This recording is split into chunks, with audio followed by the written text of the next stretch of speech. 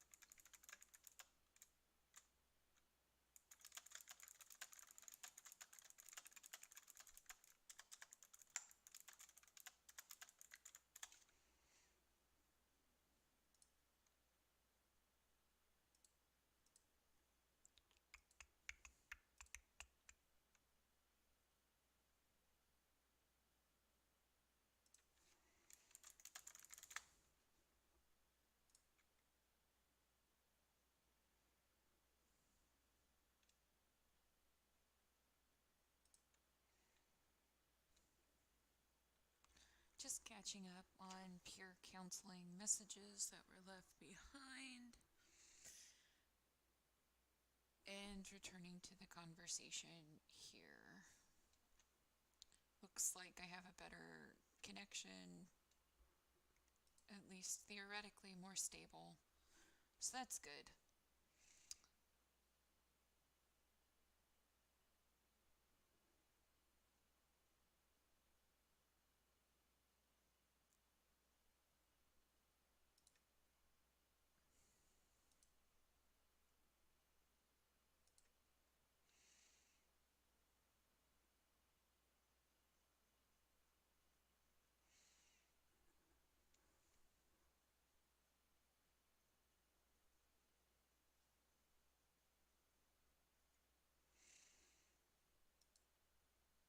I know I still need to like play around with my settings a little bit because it likes to freak out at me. But it feels very discouraging because I know like I'm using outdated tech, I'm using minimal materials.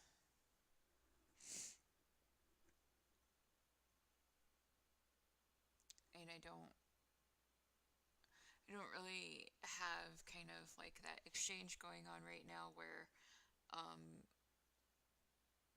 I know I have investable income, so like I'm not expanding my setup. And I very clearly don't, like, I'm not in a situation where I can really clearly control my space. So it just is what it is, and I'm here, and you know, I figure as time goes by, if things continue to like potentially expand and stuff, I might move back into um, the closet area that I had used as kind of an office when I was still working from home. Um, that way, it kind of gives a little bit more of like a sense of borders, like some boundaries and some isolation from ambient sound and stuff like that.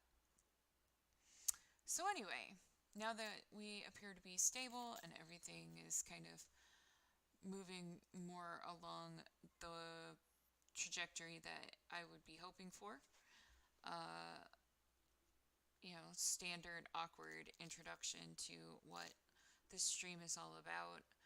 Um, I I am Mama Lynn. I go by a number of different monikers online. I am uh, like I guess I don't really have like a presence really anywhere, but um, when it comes to games, my handle is Tesla coil, and I use that pretty universally. So I guess like people sometimes they recognize it, sometimes it just kind of gives people the ability of finding me within the games that I do play. Um, so there's that. I'm also Quasita on a lot of different platforms, especially here on YouTube. I generally will interact as an individual under the name of Quasita. So uh, if you ever see comments on like a channel, um, particularly like I'll be interacting on like progressive news stations or on like atheist conversations. And that will be done under the name of Quasita. So anyway, as Mama Lynn, Mama Lynn is a name that I uh, took on while I was in college about 15 years ago or so. It was based on a reputation that I built where I would spend free time working on a jigsaw puzzle in the lobby of my dorm floor, and people were welcome to come sit with me, work on the puzzle, and basically talk to me about whatever they felt like talking about today. I think, like, on a college campus specifically, it worked really well because, of course, everybody's kind of there and away from their standard support systems within their family and things like that. And sometimes you just have problems that you don't want to talk to your really close friends about, but you don't really feel like you need to have like a full on professional assessment for. So people would come and talk to me about it. Lots of relationship uh, questions, lots of helping people with their homework, stuff like that. So, um, when I decided to do this whole Mama Lynn thing, it basically came down to I had recently lost my job. I felt like shit. I felt like I was not contributing anything to the world that was of any value. And I was thinking about like what have I done with my life in the past that seems to have made a positive impact of some sort. And this was one of those things. So I decided to see if the YouTube forum had space for a nerdy girl like me. Uh, this is my cat. Her name is Timber. She is very mischievous and gets into things a lot. She also doesn't like it when my attention is not on her, so the minute I start streaming or start talking, she usually climbs up on my chair and gets into my space. Um, I also have a partner that I live with who you may hear in the background from time to time. Um, he is a streamer. Um, yeah, we live in Nebraska District 2, aka Omaha. Um, it's a weird place to be as a progressive political person, but uh, it certainly has been better this go around with politics and everything than it has been in other news cycles. So it's certainly been an interesting time. And yeah, so I usually like I'll just sit here and free associate, see what topics come up. I'm definitely starting to lean towards, watching random videos and things for discussion purposes or what have you. Just kind of comes down to whatever comes up as a topic. But what did I say today? Today it's been a long day. It's a hump day recap. It is middle of the week, and I think that there's a lot of people who symbolically will look at the middle of the week as being kind of the apex, and it's all downhill from here. That kind of rhetoric. Um, that kind of thing is a lot Uh, Less likely when you're not working a standard job, but I think just because of the way it's been socialized over the course of our time on this planet, all that stuff, people still gravitate towards that kind of thought process, and I am no exception. The only thing about my day that's been kind of difficult, and well, I mean, there's been a few things today that are pretty difficult, but I'm a little fed up. I'm a little impatient with myself, and I'm feeling a little bit ready to just kind of eliminate a lot of things. Like, I want to just kind of reorganize life, and um, I'm definitely feeling this sentiment that has come up on many occasions in my life. And that's the sentiment of the old school Nintendo system button idea. And that was like, for those of you who are old like me and you remember those first video games, there wasn't this enduring, your Facebook profile makes sure that your progress is saved across platforms kind of thing. It was, if you want to play Mario Brothers, you'll sit down and play Mario Brothers. You get 3 lives, and you'll continue playing on those 3 lives. You might be able to earn lives, but you will lose lives, and you play until you've lost all of your lives, and then it's just over. So, like, every game was essentially a marathon. You couldn't, like, stop and come back to it later. You played until you were done. And one of the things that you had available to you on that original Nintendo system was a button called reset. And I often think about the idea of if life had a reset button. Like, if we could say, you know what, uh, I've already lost 2 of my lives and I'm only on world 3. This isn't going right. I want to start over. Um, I want to try a different tactic. I want to go a different route, whatever it is. Like, I want to make a different decision and see if the other decision was a better one. Um, I get stuck in those thoughts sometimes. And days like today definitely play into that kind of thought process. Like, nothing directly happened to me that was so terrible. Like, my arm still hurts because of the accident I had this weekend.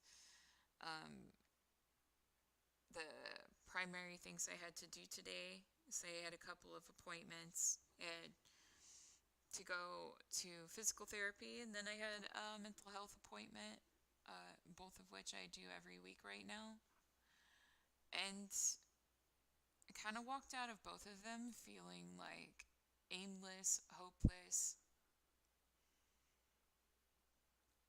Like, I'm currently trying to answer a question that I'm not sure really has an answer.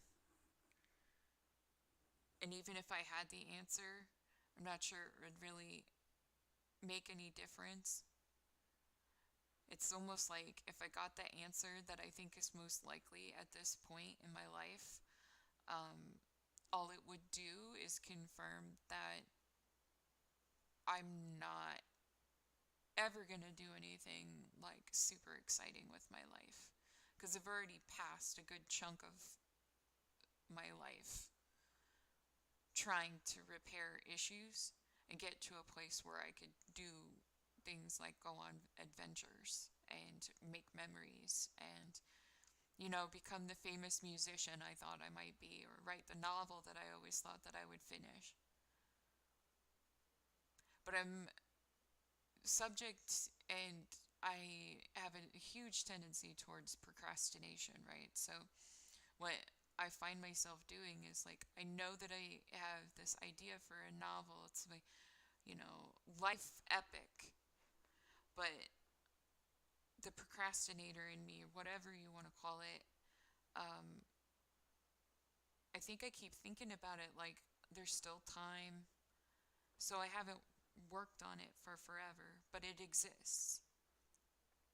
Same thing goes with like going on vacations and adventures and, you know, wanting to see certain like wonders of the world and stuff. And I know that like being locked down because of COVID has definitely brought up those thoughts more now because you're kind of thinking about, if we're all locking down for this illness and we're all theoretically going to get this illness, and this illness has the potential of killing us, we all could just be sitting ducks waiting to die. So, the part of me that wants to be strategic and smart and recognize the severity of it wants to lock down and be safe and not make stupid decisions. But the part of me that's worried that, I'm just a sitting duck waiting for it to hit me wants to go and do stuff, wants to go and have adventures. So, like, where my thought process is right now is like, a couple of years ago, like, I asked to, explore the possibility that all of these conditions and these,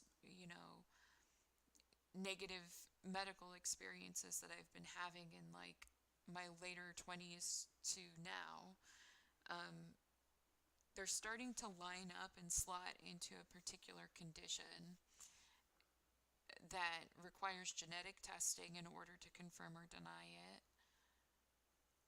And a couple years ago, I requested that particular testing because I finally met enough of the criterion criteria that like I felt like it was warranted. But when I got to the person who was supposed to administer said test, they said that you know, they wouldn't do it because I wasn't showing any clear signs of a life-threatening situation. Well, the thing that like gets me about it is that if I have this particular condition, just having the condition itself is life-threatening. I can't know if that's a possibility if you don't do the test. And a large percentage of people who do have the condition confirmed through genetics, they find out after they die when they're trying to investigate like why the the fatal event happened, and then they discover that this person had this condition.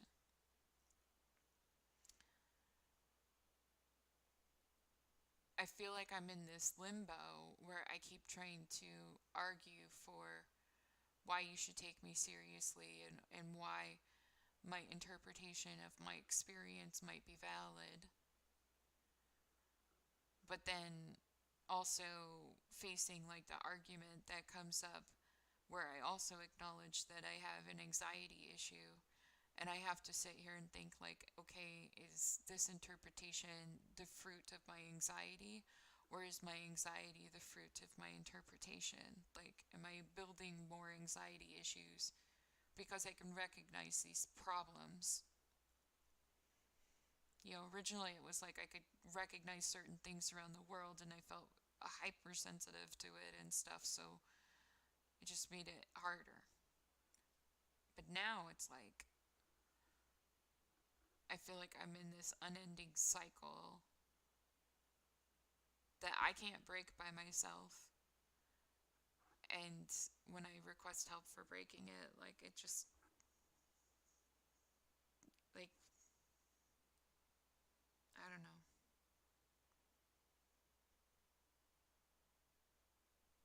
It's a really weird place to be when like you really have to recognize the fact that we're human beings, and the nature of being a human being is you have one life, you're on one single trajectory, And that experience is the experience that you have until you don't have it anymore.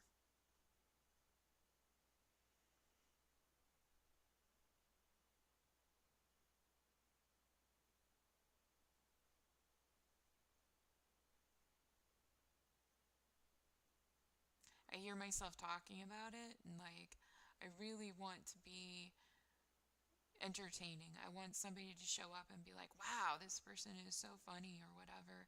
And I'm not saying that I'm not funny or that I can't be entertaining, but I also like have a really hard time pretending that things are morbidly funny when like they just don't feel that way.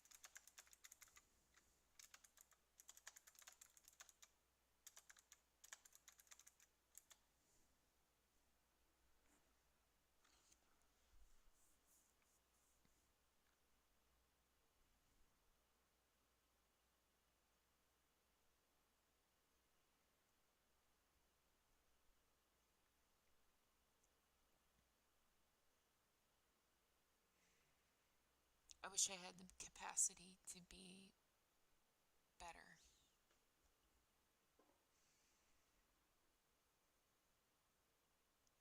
I wish I had the capacity to maintain the strength of vision that seems to compel a lot of people to want to talk to me in the first place.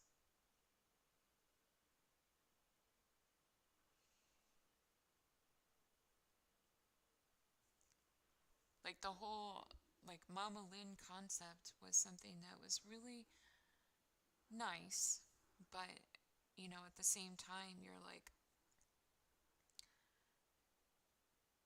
when you're kind of labeled into that kind of position, it defaults you into a position of strength. And the people who come to find you are people who need a person of strength. But those same people struggle very much so with seeing you vulnerable or admitting to weakness. Good evening, Mateo. I am having a kind of funky day, so I appreciate seeing you. How are you?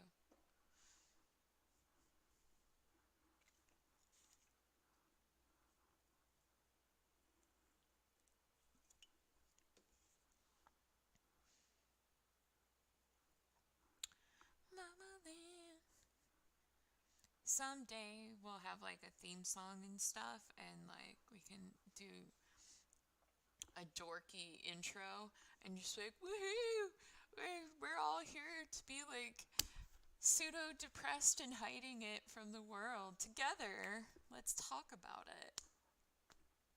Or whatever. I am sorry to hear that you're having, some kind of day.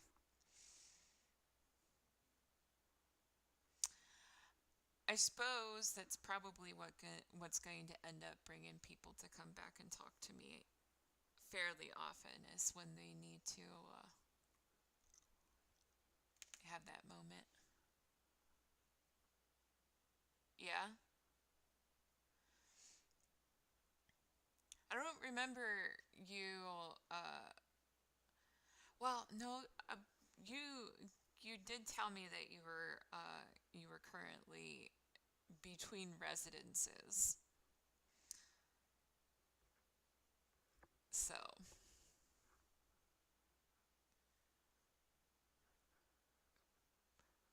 what was outside your tent?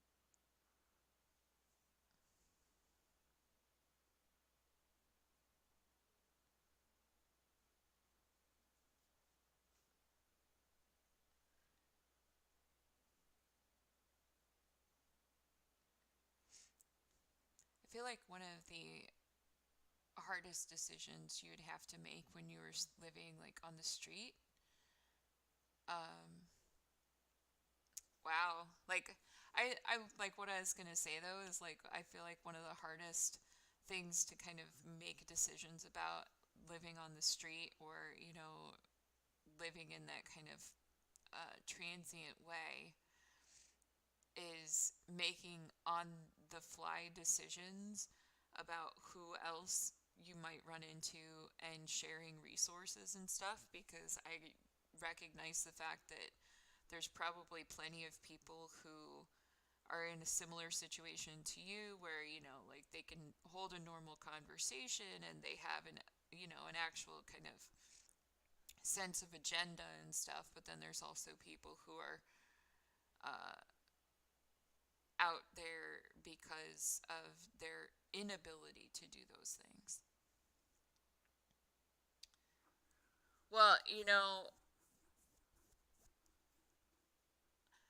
I can understand that. Maybe it was like a centaur. Maybe it was the newly created militarized centaurs that they're going to use to keep our population in check.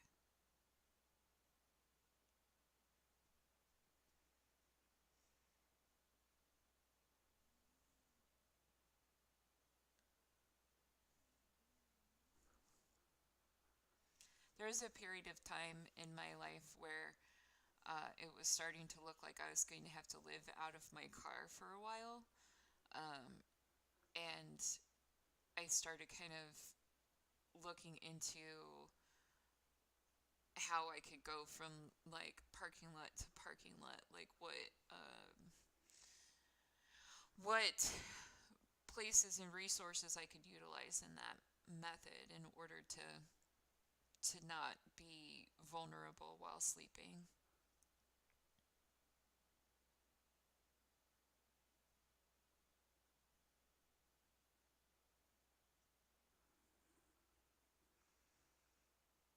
What's up? Oh, you're like, oh, here's my butt. I was like, thanks, cat.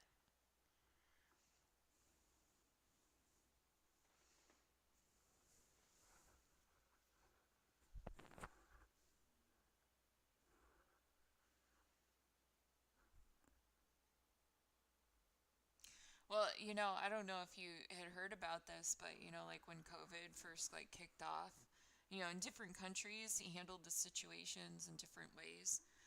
Um, Russia did something that I felt was very interesting, but very uh, intimidating at the same time. Not intimidating in the same way as what they did in the Philippines, because I feel like what they did in the Philippines was pretty aggressive, but um, you had to recognize like the human logic behind it and why a person would want to control your life in the way that they did.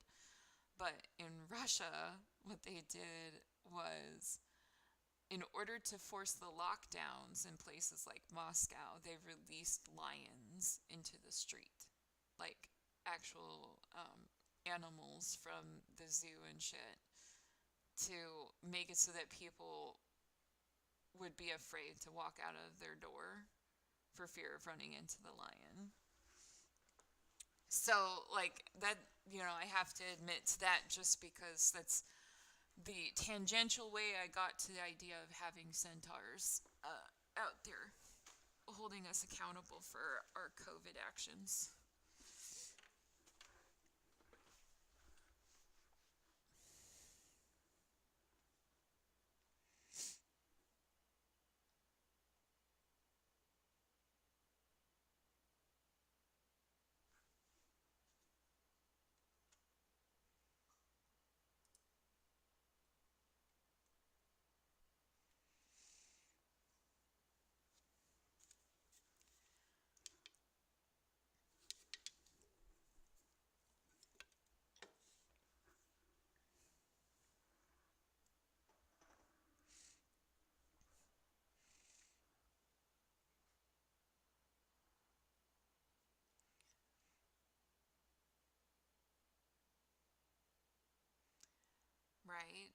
like you could at least like potentially win the lion over, like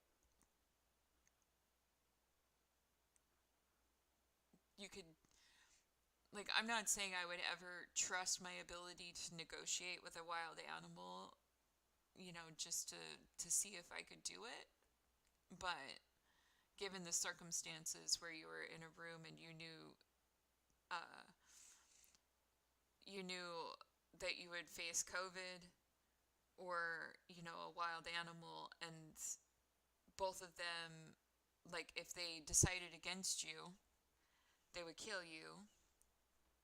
I'm like, at least the animal has some level of negotiation there.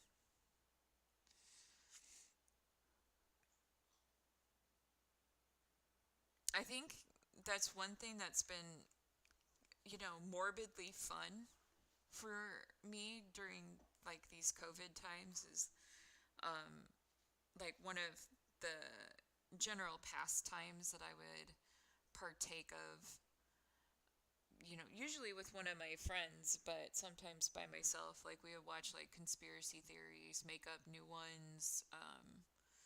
Like I have a whole conspiracy theory about COVID that I just made up for myself. It took me probably a good 6 months to put it out in any kind of public forum, because even though it's 100% a joke and it's 100% like just something I made up, there's enough about it that I could believe was true that I was concerned about putting it into a forum that would be exposed to like government scrutiny. So I don't know if that makes me really full of myself, or if that just makes me more concerned or aware or whatever than people who just talk about that stuff for the fuck of it.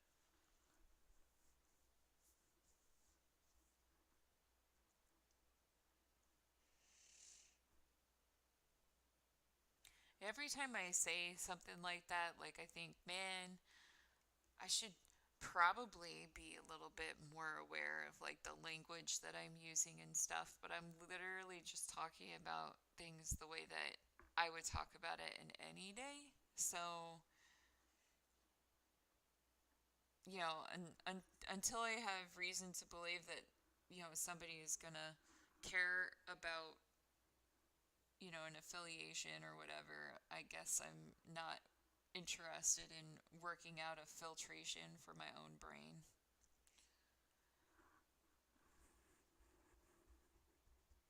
I don't want to smell your butt.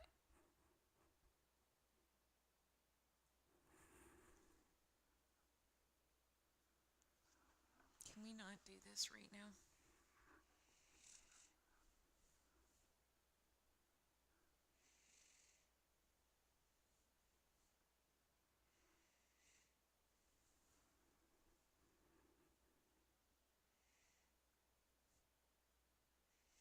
Just the same old, like you're not paying primary attention to me. She's had kind of a rough night though.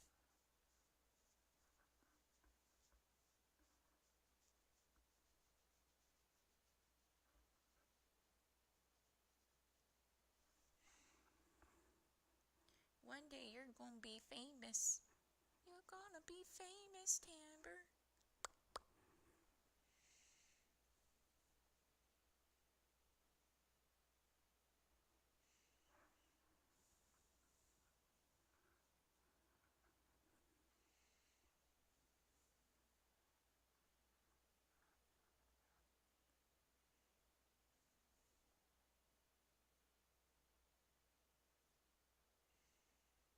No, looks like I lost you, maybe.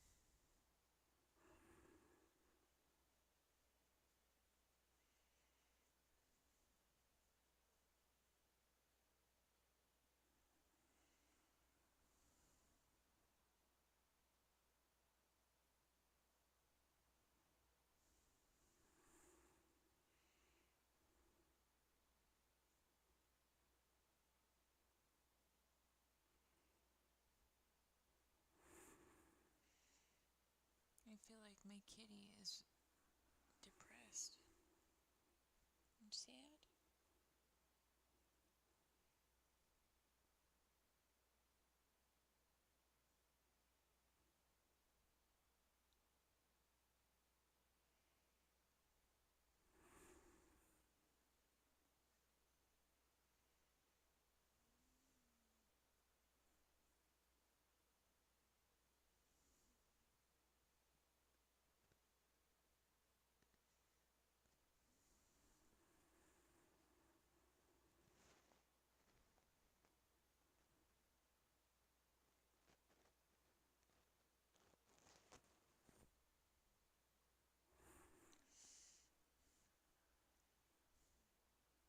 One day I'll have just like a cat cam so it doesn't just look like I'm looking down at my lap.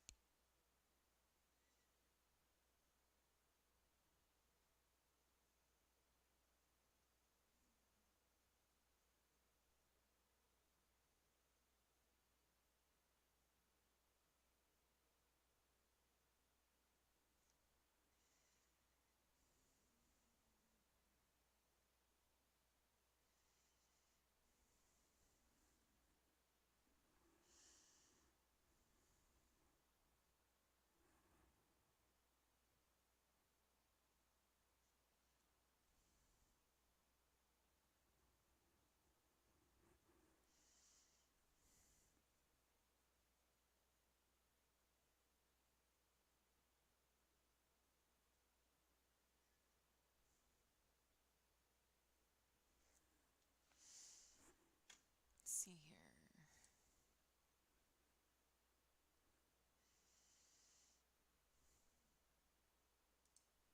And life is just so weird.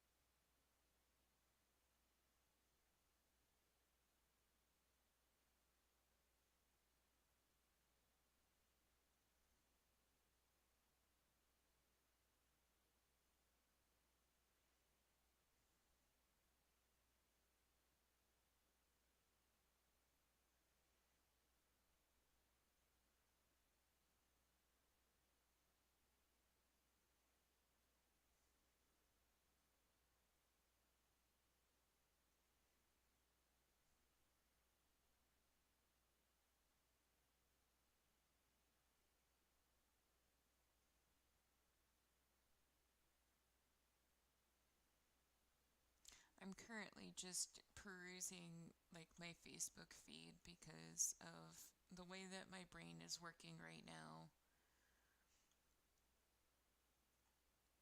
I'm trying to I don't know, trying to divert the energy that I got going on.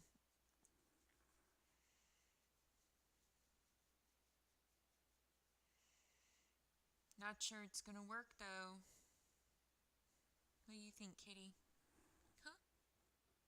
Huh? Yeah?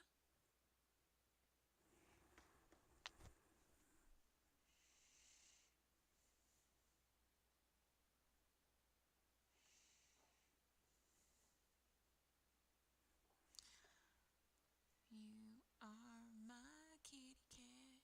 You are my kitty cat. I don't know. I'm also highly aware of how weird it is. Ooh.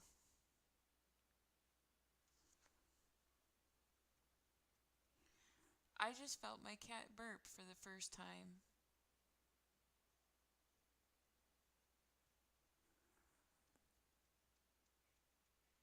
Like full on bubbles from the belly through the throat. Are you okay? You got the hiccups?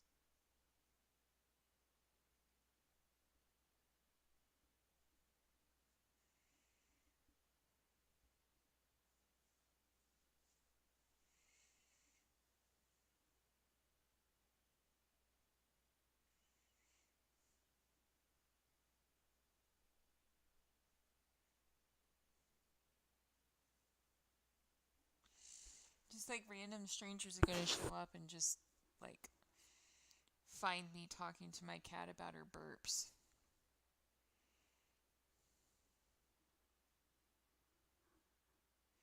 That's weird, man.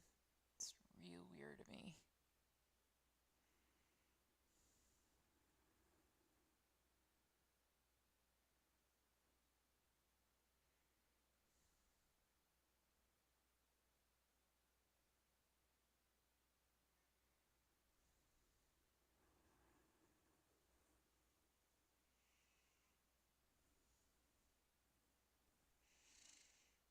I've been trying to figure out if she's trying to take care of me or if she's asking me to take care of her.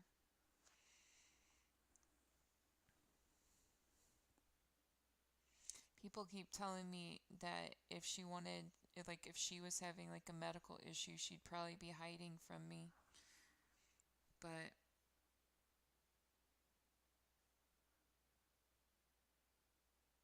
I question, I question that theory.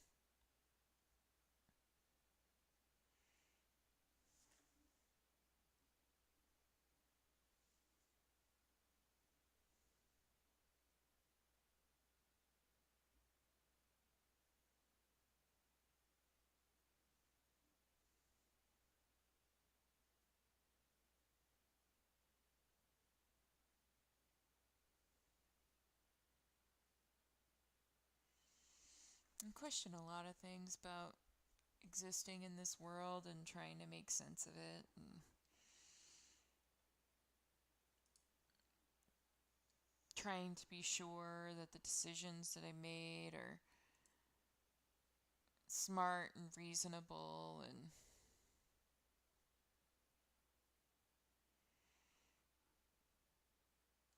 I definitely think that's part of why things feel like a struggle right now, is because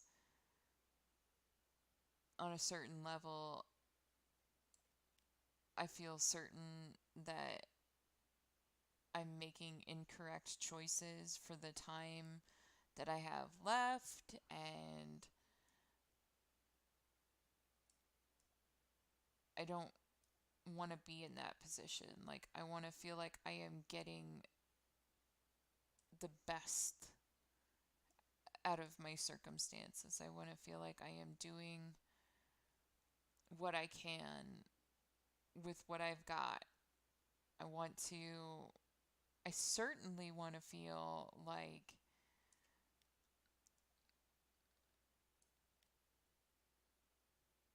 I don't know. I don't know. I don't know. Like, I sit here and think, like, how long how long do I wait before you know, before I know for certain that, like, I'm not getting married. And, you know, like, this is a really random thing to talk about, and there's nobody around to hear me talk about it, but, maybe it'll be one of those things they snip out. I don't know. But as I've mentioned more than once, I lost my job the day before my birthday. So when we went out to dinner for my birthday, it was the first time I'd been to a restaurant in like at least 6 months, like especially sitting down inside the restaurant. But I allowed my dad to take me out for my birthday because it was my birthday, and I thought, well, it's a Tuesday, like for sure, I, it's not going to be too busy and we'll be able to kind of get away with it, so to speak. And my dad was talking about how he was surprised that I was free on my birthday. That, I've been with my partner for 5 years, and my dad's assumption was that he wouldn't be able to spend time with me on my actual birthday because, the assumption is that the birthday would be for what is considered my primary family now. So it was kind of strange that that wasn't the case. And we were sitting there talking about, the nature of relationships and making decisions and all of that. And I got to talking about a, a f- you know, unfortunately, I got to a really morbid topic with him because, you know,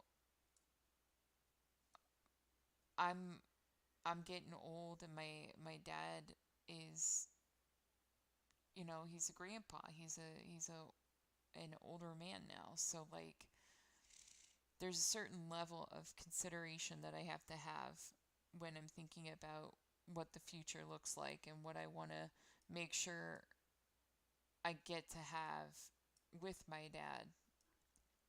And one of those things is the fact, like, I'm not a particularly traditional person, but one thing that I have wanted, like, my entire life was to have the experience of, like, my dad giving me away at my wedding. And at this point, I'm concerned that I won't get to have that experience just because of, you know, choices I've made and, you know, people I've been with and stuff, and trying to, like, figure out if that is a good decision. Like, there's certainly no guarantee that, you know, that if you were to move on or go somewhere else or do something else that you would, you know, be able to start again. I doubt my ability to start a career again. Like, there's no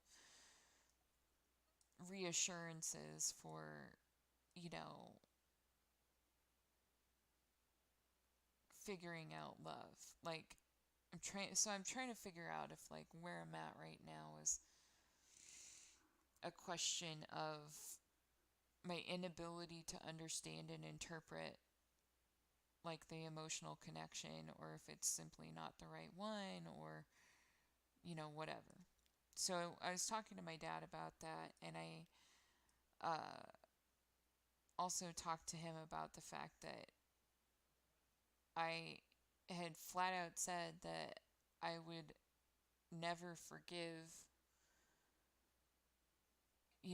my person if they knew how much I wanted to have that experience of my dad giving me away at my wedding, and they chose to stay with me past the point of my being able to do that. Essentially, like where, my dad would pass away and then make the decision that they actually didn't want to be with me. So ultimately, I would lose that experience because I had faith in the expressions of love and care that I, you know, had been given. And my dad's response to that concern was pretty spot on, but like, and I guess like I immediately like was like, how do we make this happen? But my dad's response was that he would walk me down any aisle. That that he would give me that memory anytime, anywhere. So like he said, we don't have to wait until you get married, essentially.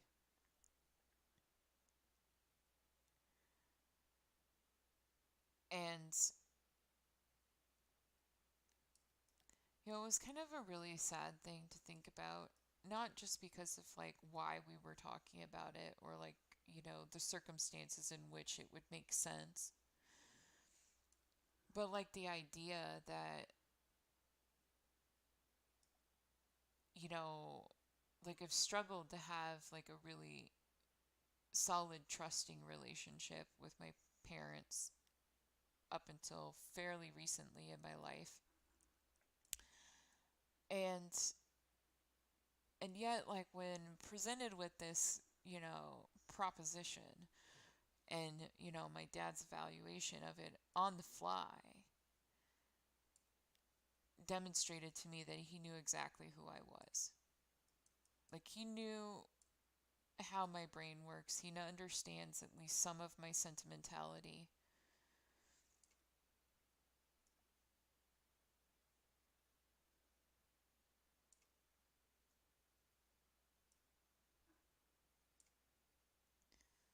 I find myself questioning it quite a bit in the sense of like, shouldn't I be looking for and trying to cultivate a relationship with somebody who is able to understand me on that same way?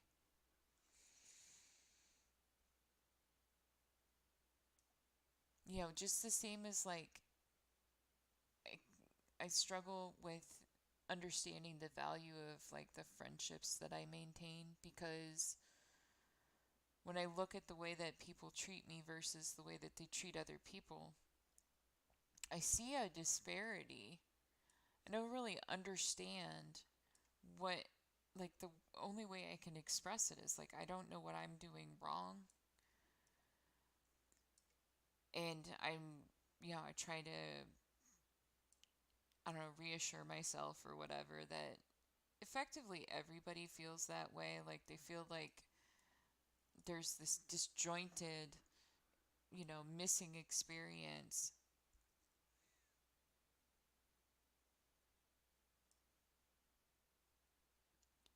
I don't know. It just would be nice to, you know, have the friends and have the opportunity to,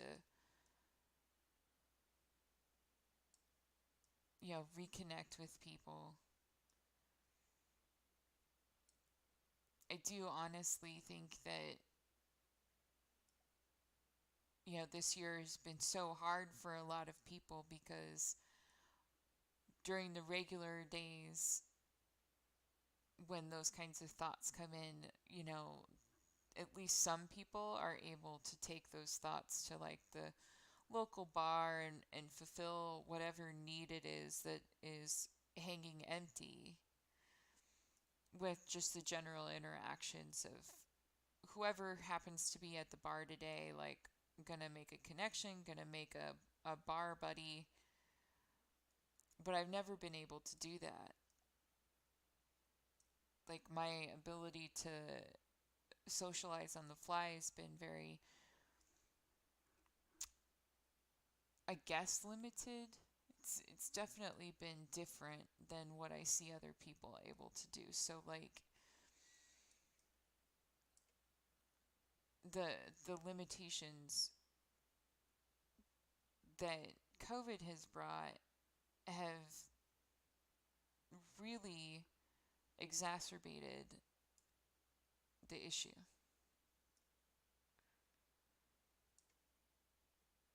Because my avenues are so limited to start with, and now like even those avenues are restricted to a point where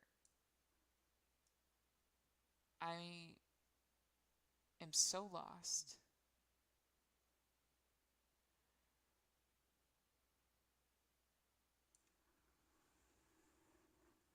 You asleep? My fingers are falling asleep, babe.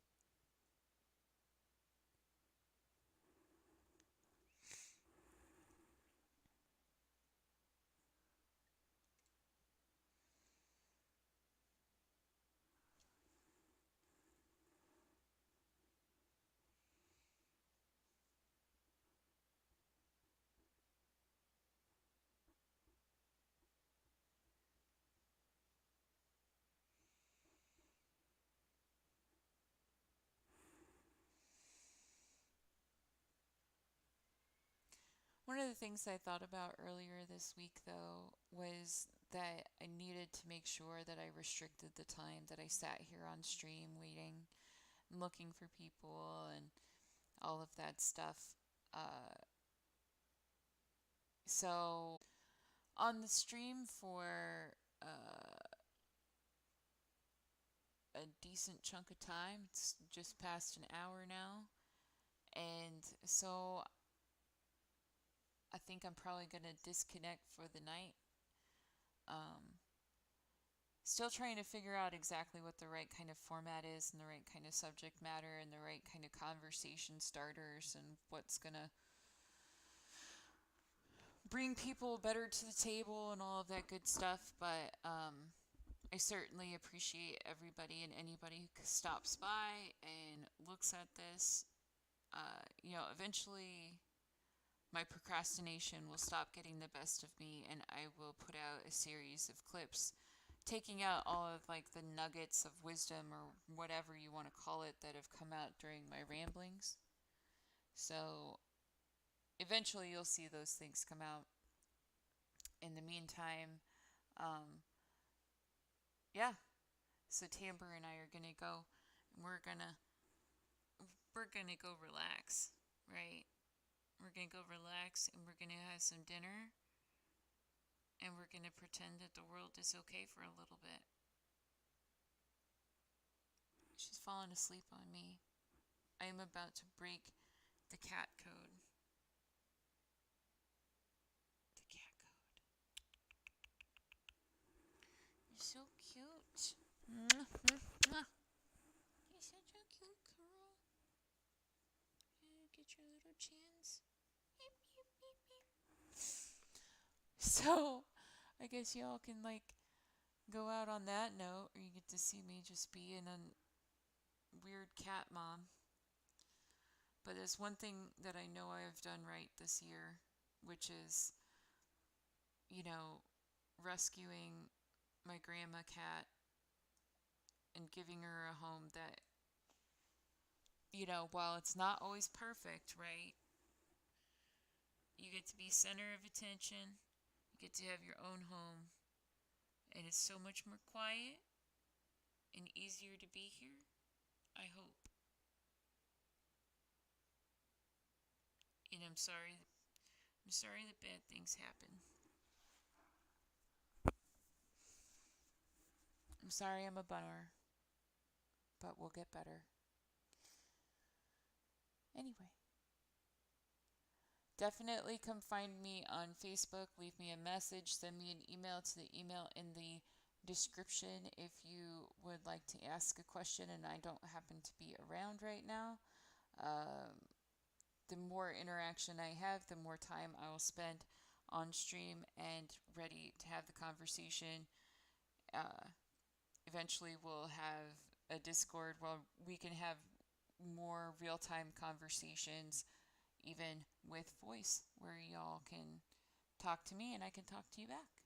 So, until then, I hope you guys take care of yourselves and stay safe. If you have a cat, give them a couple of extra kisses tonight because them kitties need it too. They take good care of us. We should do the same. Right? Right. All right.